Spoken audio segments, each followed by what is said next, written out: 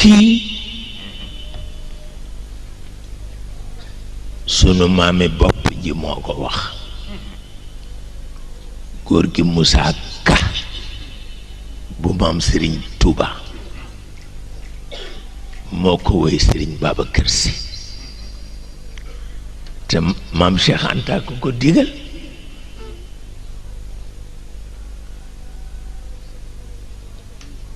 yuxaaki nee na Sëriñ Babacar yuxaaki Aba Bakri xalifata Ahmad yuxaaki Aba Bakrin xalifata Ahmadin bi xilmin wa ilmin laa ilal kufri yahrabu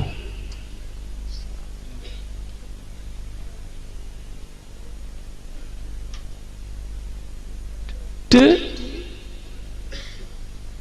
ndokkeel Sëriñ Babacar ci dellu si maam Cheikh Anta ci réew mi moo tax mu def ko